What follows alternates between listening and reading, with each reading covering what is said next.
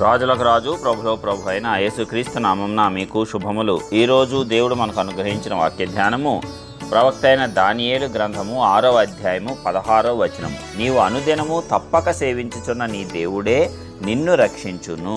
వీళ్ళారా, ఈ వాక్య ధ్యానాన్ని మనం పరిశీలించినట్లయితే మనము ప్రతిరోజు తప్పకుండా దేవుణ్ణి గనుక సేవిస్తే ఆయన అన్ని సంకటముల నుంచి మనలను తప్పిస్తాడు, రక్షిస్తాడు. ఇక్కడ దానియేలు యొక్క వృత్తాంతం మనందరికీ తెలిసిందే.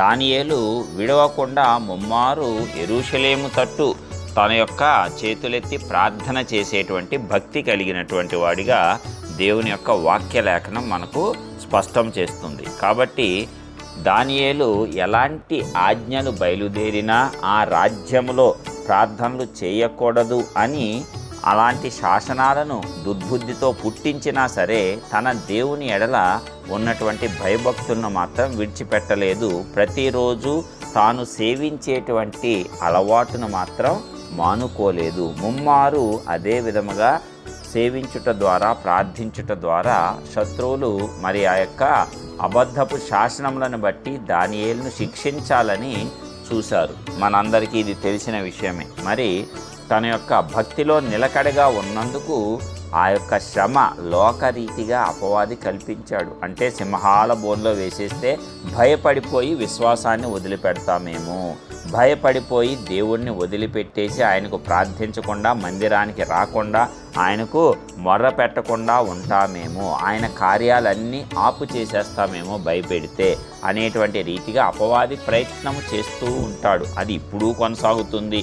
ఇప్పుడు కూడా ఏదైనా సరే మరి దేవుని చేత ఏర్పాటు చేయబడినటువంటి బిడ్డలు చేసేటువంటి ప్రతి కార్యాన్ని చెడగొట్టాలని ఏదో ఒక రీతిగా భయాలను వాడు కల్పిస్తూనే ఉంటాడు. అయితే మనలో ఉన్నటువంటి విశ్వాసము ఆ భయాలను జయించేదిగా ఉండాలి. నీ భక్తి నీకు ధైర్యం పుట్టించాలి. దానియేలు యొక్క భక్తి దానియేలుకు ధైర్యం పుట్టించింది. సింహాల బోనులో వేస్తానన్నా సరే భయపడకుండా, సరే నేను నా దేవుణ్ణే సేవిస్తాను, నీవు సింహాల బోనులన్నా వేసుకో, ఎక్కడైనా వేసుకో అని చెప్పి ప్రార్థన చేసుకుంటూనే ఉన్నాడు, దేవుణ్ణి స్తుతిస్తూనే ఉన్నాడు. కాబట్టి దేవుడే తన దూతను పంపించి దానియేలును సింహాల బోనులో వేయించినప్పుడు ఆ సింహముల యొక్క నోళ్ళు మూయించినట్లుగా వాక్యలేఖనం మనకు బయలుపరుస్తుంది. కాబట్టి నీవు నేను కూడా అలాంటి విశ్వాసంలో, ఆ ధైర్యము పుట్టించే భక్తిలో నిలకడగా అనుదినము కొనసాగితే మనము కూడా ఇలాంటి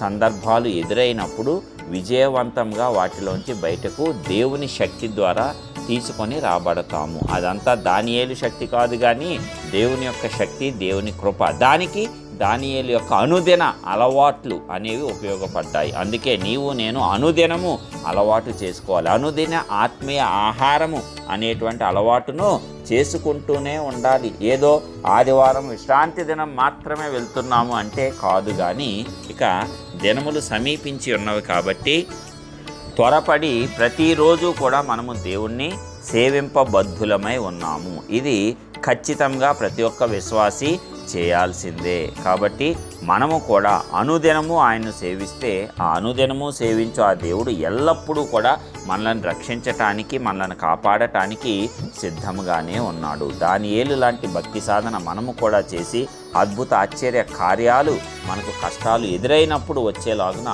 మనము కూడా మన భక్తిని కాపాడుకుందాం, విశ్వాసాన్ని కాపాడుకుందాం, దేవుని నామాన్ని మన ద్వారా ఘనపరుద్దాం, ప్రార్థించుకుందాం.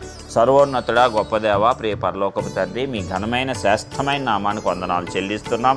ఇప్పటివరకు అద్భుతమైన రీతిలో కాచి కాపాడిన విధానం బట్టి వందనాలు. అవును తండ్రి, మీరిచ్చే ప్రతి వాగ్దానం కూడా ఎంతో గొప్పది, విలువైనది, అమూల్యమైనది. మరి ఇదిగో మరి ఈ దినమున మీరు ఇచ్చినటువంటి యొక్క వాగ్దానమును బట్టి వందనాలు. అనుదినము తప్పకుండా మరి నీ యొక్క ఆత్మీయ ఆహారాన్ని భుజిస్తూ నిన్ను సేవిస్తూ ఉంటే మాకు వచ్చేటువంటి విపత్కర పరిస్థితులలో నీవు అద్భుత రీతిగా కాపాడి రక్షించి మరి నీ యొక్క నామాన్ని మా ద్వారా సకల జనుల ఎట్లా ఘనపరిచేటువంటి దేవుడు అని మరొకసారి మాకు జ్ఞాపకం చేసినందుకు వందనాలు చెల్లిస్తూ ఇలాంటి భక్తి సాధన మేము కూడా చేయగలిగేటువంటి శక్తి సామర్థ్యాలు నూతనంగా ప్రతి ఒక్క బిడ్డకు అనుగ్రహించి నీలో నిలకడగా ఉండి ఆశీర్వదింపబడే కృపనివ్వవలసిందిగా యేసుక్రీస్తు పరిశుద్ధమైన నామం పేట మిక్కిలి విశ్వాసంతో ప్రార్థించి నిశ్చయంగా పొందుకొంచున్నాం ప్రియ పరలోకపు తండ్రి. ఆమేన్.